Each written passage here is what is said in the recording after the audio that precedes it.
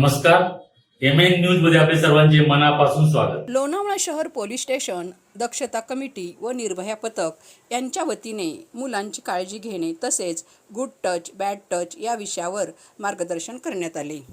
रोहिदासवाडा येथे दिनांक 22 मे रोजी या कार्यक्रमाचे आयोजन करण्यात आले। यावेळी पोलीस हवालदार रिया राणे यांनी मुलं आणि पालक यांना मार्गदर्शन केलं।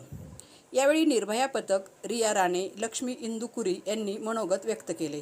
तसेच आभार नगरसेविका नैना पैलकर यांनी मानले, तर नीता गायकवाड, पोलीस पाटील, दक्षता कमिटी मेंबरचे मोलाचे सहकार्य लाभले। लोणावळा शहर पोलीस स्टेशन हद्दीत निर्भया पथक तसेच पोलीस काका, पोलीस दिदी अंतर्गत बालकांचे लैंगिक शोषण तसेच व्यसनमुक्ती या विषयावर सिद्धार्थनगर, रोहिदासवाडा येथील परिसरात महिला दक्षता समितीसह सदर कार्यक्रम घेण्यात आला। यावेळी 50 ते 60 महिला व बालके उपस्थित होती। पाहूया या कार्यक्रमाचा वृत्तांत।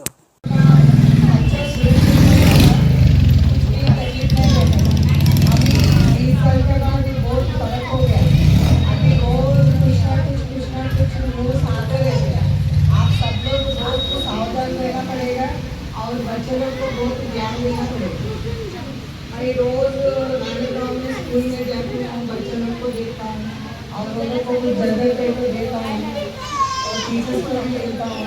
रोज मैं बीच पे जाके राउंड मारता हूँ। आप लोग आपको बच्चे को एक दो बच्चे है तो आपको संभालना पड़ेगा। छोटी है तो रोज देखने बनने वाले है, रोज कुछ ना कुछ न्यूज आके अपना लोनावाला। पहला जैसा नहीं है अभी अपना लोनावाला।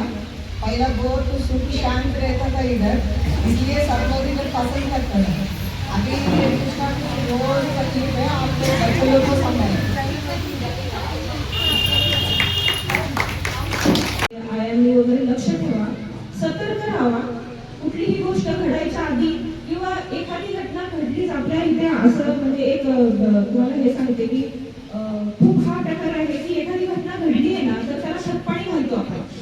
जो माणूस अत्याचार करणार असतो ना तो एकदाच करत नाही बघा, त्याला एकदाच त्याची गोष्ट नसली ना की तो दुसऱ्यांदा ट्राय करतो, दुसरं थांबलं ना की तिसऱ्यांदा ट्राय करतो। मग जेव्हा कधी दुसरं झालं ना तेव्हा आई वडिलांनी काय विचार केला असेल की जाऊ दे आपल्या ह्याच्यात आपली इज्जत जाईल, बोलण्यात इज्जत जाईल, त्यापेक्षा आपलं गप्प बसलेलं बरं। हाच विचार करतात ना लिटरली। तुम्ही पण बघा, जाऊ दे बघ कुठे जायचं त्या पोलिसांच्या झंझटीत पडायचं, परत ते हे करून घ्यायचं, पण तसं करू नका मैत्रिणी। काय होतंय ह्या प्रकारामुळे तो समोरचा माणूस आहे त्याचं खूप ठेवलं जातं, त्याला बळ कळतं की नाही अरे एक केलंय ना मग काय होत नाही, दुसरं केलंय ना मग काय होत नाही, मग तिसऱ्या वेळेला असा काहीतरी मोठा प्रकार होतो की एखाद्या आपल्या जीवाला बाळाला जीव द्यावा म्हणजे त्याचा जीव गमवावा लागतो, किंवा मग असे काहीतरी इतके भयानक प्रकार होतात की त्याचे पडसाद फार वर्षानुवर्ष उलटत राहतात। आणि एखादी घटना घडून गेल्यानंतर त्याला आपण तितकंसं त्या एकतर त्या बाळाला आपण वाचवण्यात किंवा ह्याच्यात यशस्वी होत नाही आणि मग ती वर्षानुवर्ष ते आईवडिलांना त्याचा त्रास होत राहतो। त्यापेक्षा जर आत्ताच काय होत असेल, तुम्हाला थोडीशी जरी कुठं कुणकुण लागत असेल किंवा काय होत असेल किंवा आपली मुलगी थोडीशी जरी डाऊटफुली बोलत असेल, थोडंसं जरी काहीतरी तिला असं ती बोलत असेल की मम्मी मला असं होते, मम्मी हे होते, तर तुम्ही त्याचं पटकन गांभीर्याने विचार करा, पटकन डॉक्टरांना दाखवा, पटकन त्याच्यावर ट्रीटमेंट घ्या। डॉक्टर काय सांगतात ते बघा, डॉक्टर आम्हाला कळवतात, आम्हाला अशीच काही अगदी केस असेल तर डॉक्टर आम्हाला कळवतात। तुम्हाला एक आपल्या ह्युमन टेक्निकची गोष्ट सांगते। 3 मुली होत्या, एक 13 वर्षाची मुलगी, 12 वर्षाची आणि 3 किंवा 4 वर्षाची मुलगी आहे। हल्लीच एक 5-6 महिन्यापूर्वी घडलेलं प्रकरण सांगते तुम्हाला। मुलीच आहेत 3 जणी, मुली मस्त खेळत होत्या, त्या हनुमान टेकडीच्या इथे खेळत होत्या। खेळता खेळता त्या दोघी मुलींनी काय केलं, त्या 4 वर्षाच्या बाळाला बाथरूममध्ये नेलं। बाथरूममध्ये नेल्यानंतर तिला खाली झोपवून आणि तिच्या सुसूच्या जागेवर फिंगरिंग केलं। फिंगरिंग म्हणजे काय मोठं घातलं। आता बघा ती 4 वर्षाचं बाळ आहे ती मुलगी तिला हे व्हायला लागलं, ब्लिडिंग वगैरे व्हायला लागलं त्या मुलीला। 4 वर्षाचं बाळ ती फिंगरिंग केलं त्यांनी, आणि फिंगरिंग केल्यामुळे काय झालं ती मुलगी रडत आईकडे आली।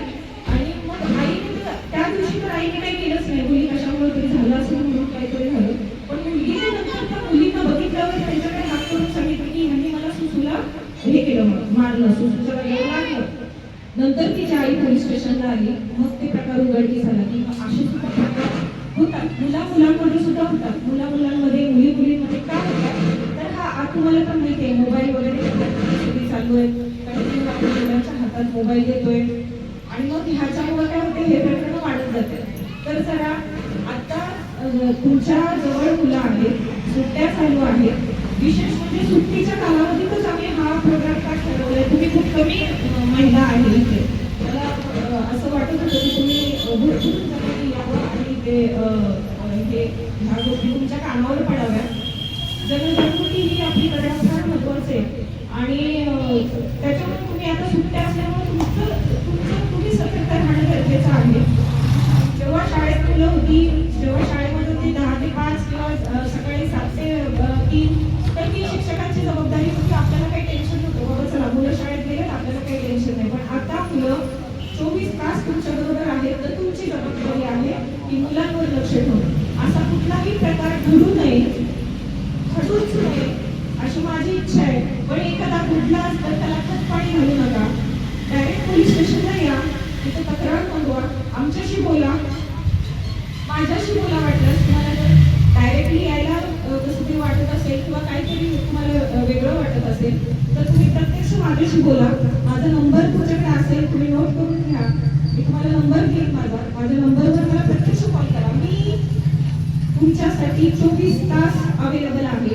तुम्ही रात्री, अपरात्री, मध्यरात्री, 3 वाजता, 2 वाजता, 5 वाजता जेव्हा काही तुम्हाला असा वाईट प्रसंग घडलेला दिसेल त्यावेळेला तुम्ही मला हक्काने फोन करा, माझ्या पर्सनल नंबरवर करा किंवा आपला लोणावळा पोलीस स्टेशनचा डायल 112 वर कॉल करा. तिथे तर 10 ते 15 मिनिटात पोलीस येतात आणि माझ्या नंबरवर केलं तरी मी इथेच राहणारी आहे, या तुमच्या सिटीमध्ये मी राहणारी आहे. त्यामुळे जर मला तुम्ही कॉल केला तरी मी तुम्हाला सहकार्य करेन.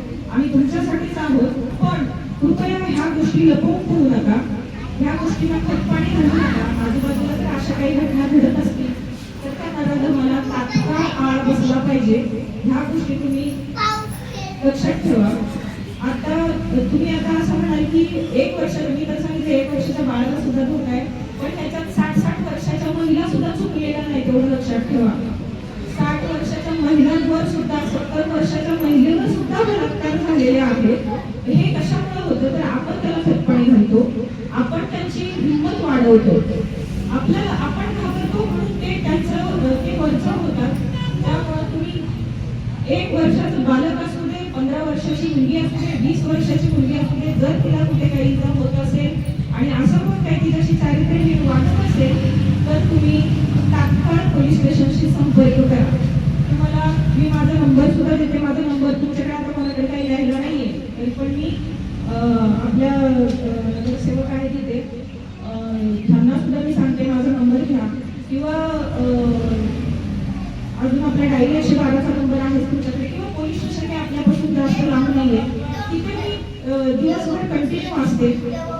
तर तिथे येऊन तुम्ही माझ्याशी बोला की राणे मॅडम कुठे आहेत, एवढं जरी विचारलं ना तरी सुद्धा, किंवा तुमची जबाबदारी आहे की आपण आपल्या पाल्याचे कसे संरक्षण करायचे. मॅडमने सांगितल्याप्रमाणे आपण आपल्याकडे सांगायचं मुलांना त्याचं संरक्षण द्यायचं ही आपली जबाबदारी आहे. आणि इथे आल्याबद्दल तुमचे मनापासून आभार मानते. अशा ठळक घडामोडी पाहण्यासाठी MN न्यूजला लाईक, शेअर आणि सबस्क्राईब करायला विसरू नका. धन्यवाद.